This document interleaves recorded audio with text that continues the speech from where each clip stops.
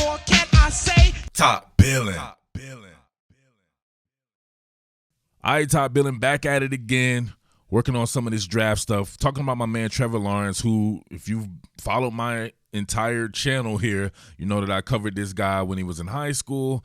I said that he was the greatest player that I've ever scouted in high school and all that jazz right there, and he's done nothing but live up to the billing, in my opinion, which was top billing, and this guy has done nothing but get better each year. So I thought he had a little bit of a setback the beginning of his second year.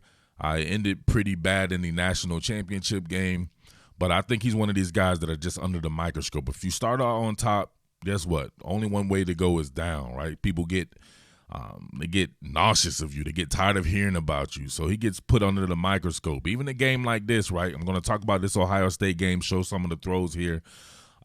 People were saying how he played bad and everything, and I'm like, what? I didn't get that watching the game that he played bad. I thought Ohio State played phenomenal, and it was just going to be tough for Clemson to win against a team that talented and with what they were doing, moving the ball on the ground and everything. But Trevor Lawrence played good. And if you see, right, because this is only in reference to Trevor Lawrence versus Justin Fields, and people get super crazy when it comes to Justin Fields, and people don't necessarily do that for Trevor Lawrence.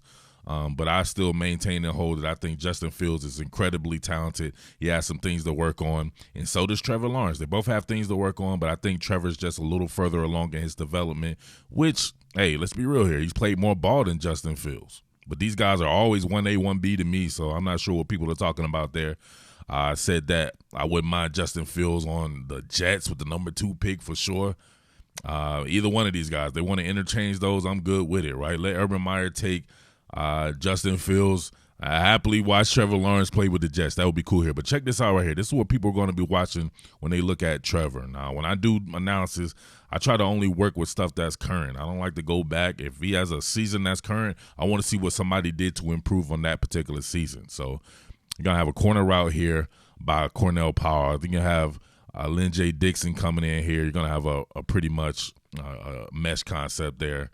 You got Galloway going as well there, the flex tight end there, and his ability to quickly get through reads and quickly decipher coverage, right? He's going to be able to see eyes. He usually goes through his progressions, and he goes through them extremely quick. That's one of the differences between him and Justin Fields there. You can just kind of see right here. Recognizes his zone. You get a breach, still keeping his head up there to deliver the ball, right? Just little stuff like that. That's what the NFL loves about Trevor, right? You see him coming right here. He's going through his progressions. Nothing over there with the Cornell Powell. He's not going to be able to go here. It's zone coverage, and they have kind of a 3-deep coverage there with flat-out coverage underneath, right? Zone across the board there. No need to go there. Everything's going to have to be kept in front. So then he reverses course right here, but then there's a breach. But he's still keeping his eyes upfield, knowing that his time's running out right here. Got his eyes upfield, still looking to deliver the pass, right? He's a ball distribution king, right? He distributes with the best of them, straight up.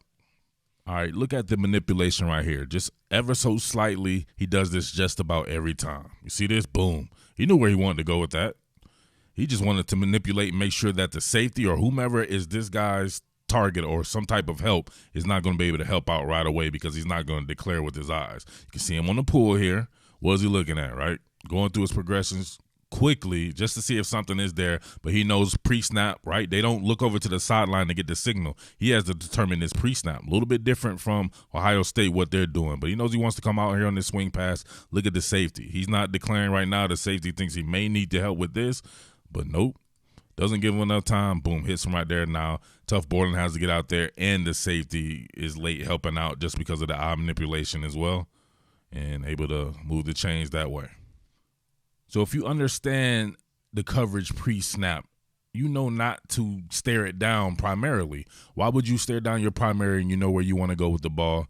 All you have to do is manipulate. Now, he knows this is probably going to be man-free. He can see everybody looking to blitz perhaps, but he knows at the very least it's a single high coverage there. Right, just got a post safety in the middle of the field.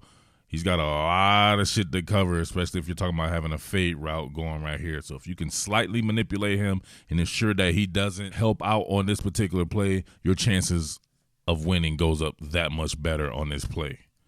See it right here? Look at him. Then he gets it. And look at the arm strength. That's another thing. Obviously, you're going to see, like, he's got to have the strongest arm. And him and Josh Allen, right, when they measured the RPM, he was measured at having the top velocity in the sport, college or pro. So him and Josh Allen and guys like that, man, you got to think. This dude is throwing a fall-away jumper right here with somebody bearing down on his face. Can't get anything into it. He's not stepping into it because obviously he's stepping backwards, and he still throws it on a rope down the field, 45 yards down the field, and it still had room to travel because Cornell Powell goes up and gets it. Look at that. That's some severe arm strength and a great recognition. But go back to what really made this was, you see him right here? Don't have to look at it. All you got to do is hold Proctor here in the middle of the field. Just slightly, you know that your ball's going to be able to cut the wind. Now look at him, see? As soon as he starts to throw, you see Proctor right now knowing exactly where he has to go, but you're not going to beat his arm strength, even with him throwing the ball off his back foot. Proctor can't get there at all, not even close.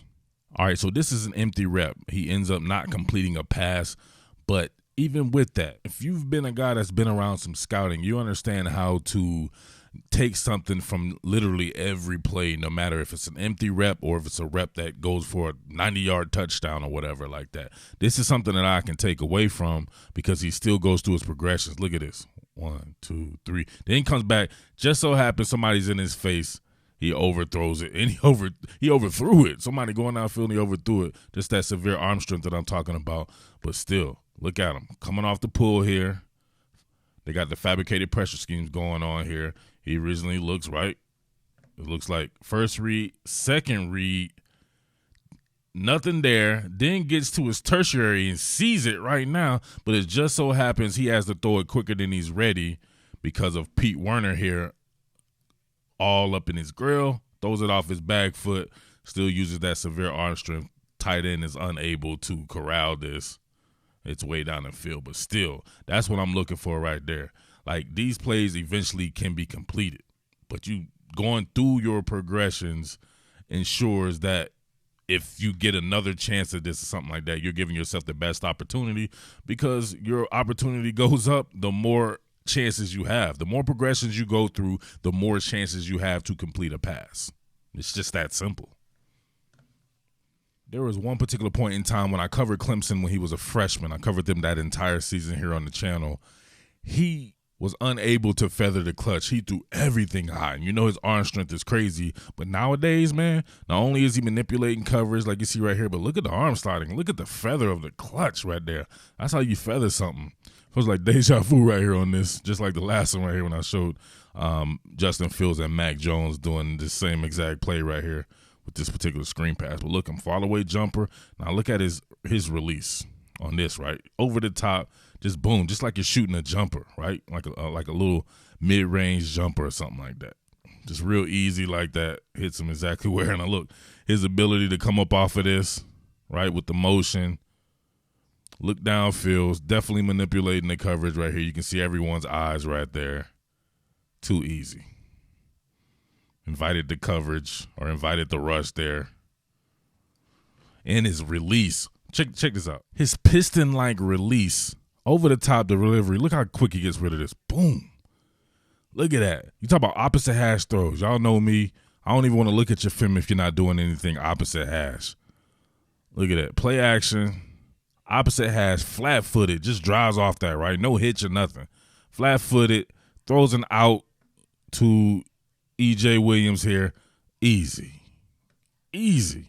All right, you can see him running coverage across the board. He's going to wait for the seam route to clear here.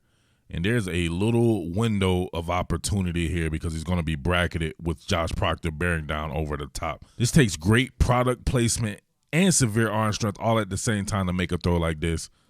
He makes it look, and I quote, easy. Hitch, drives it. You see that little window of opportunity there? Up over the linebacker. But if this hangs and you don't have enough arm strength there, the safety could get there and probably light him up. He gets it there with enough time for the tight end to protect himself, get the ball and protect himself there. Like, look at the trajectory on this one right here. Right? Already at shotgun, so you see him getting depth here. So it's virtually working from the 7-step variety. Hitch, just away from the clear Marcus Williamson here. Then you have that little hole right there, like I showed before.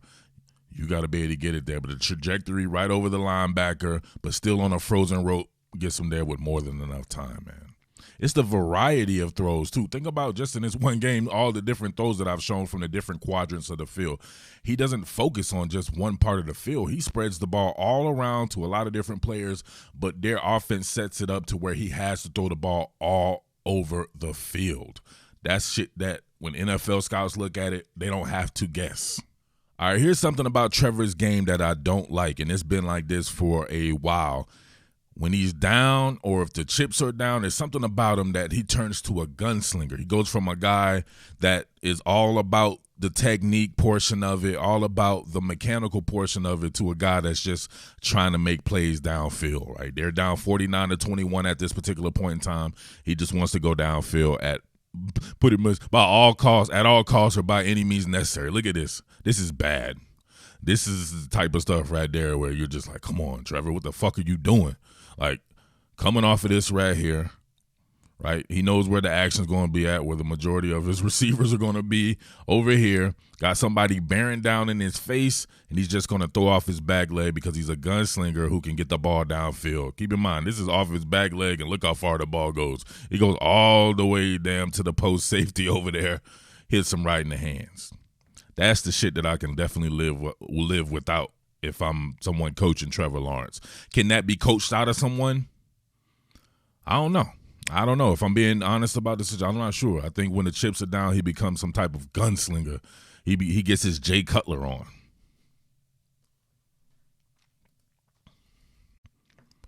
All right, here we go. More pressing. Got Galloway in the slot running an out route against Werner.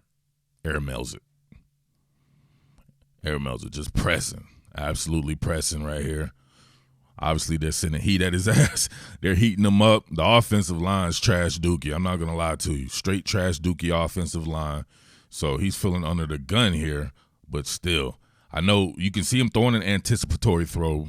Galloway is not out of his break yet, so he knows he has to throw it right now, right? He has to throw it hot, and he definitely throws it hot. Throws it hot and high. Lamb, look at his ball's halfway there because of his arm strength, and Galloway's not even out of his transition yet, but air mails it. So I'm not sure if he's throwing it away or just trying to be safe with it or whatever like that, but he can tend to do this a lot when he's pressing. All right, the most egregious of them all, my man right here, staring it down, boom.